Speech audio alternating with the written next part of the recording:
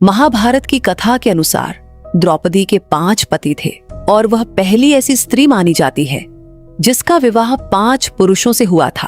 परिस्थितियां कुछ ऐसी बनी कि उसे अर्जुन के बाकी 4 भाइयों से भी विवाह करना पड़ा, जिससे यह विवाह एक अनोखा उदाहरण बन गया। 5 पतियों के साथ संतुलन कैसे रखा जाए, इसका उपाय स्वयं श्री कृष्ण ने द्रौपदी को बताया, क्योंकि वे उनके सच्चे मित्र और मार्गदर्शक थे।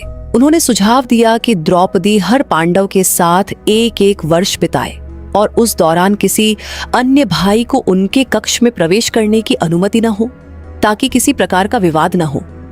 यदि कोई इस नियम का उल्लंघन करे तो उसे तुरंत 1 वर्ष के लिए वनवास जाना पड़े, जिससे अनुशासन बना रहे। श्री कृष्ण के इस नियम को स्वीकार करते हुए द्रौपदी क्रम से प्रत्येक पांडव के साथ 1-1 साल रहने लगी और परिवार में शांति बनी रही।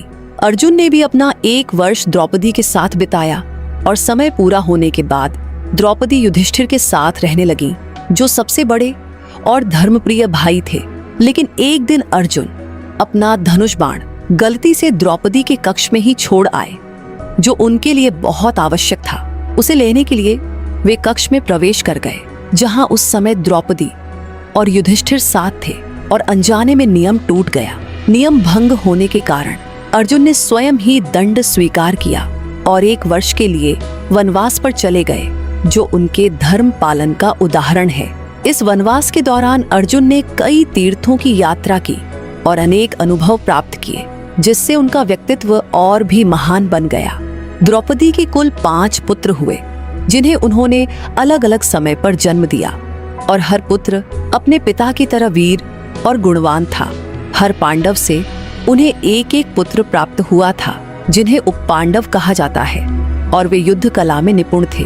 हालांकि महाभारत के भयंकर युद्ध में द्रौपदी के सभी 5 पुत्रों का अंत हो गया, जिससे द्रौपदी का जीवन गहरे दुख में डूब गया।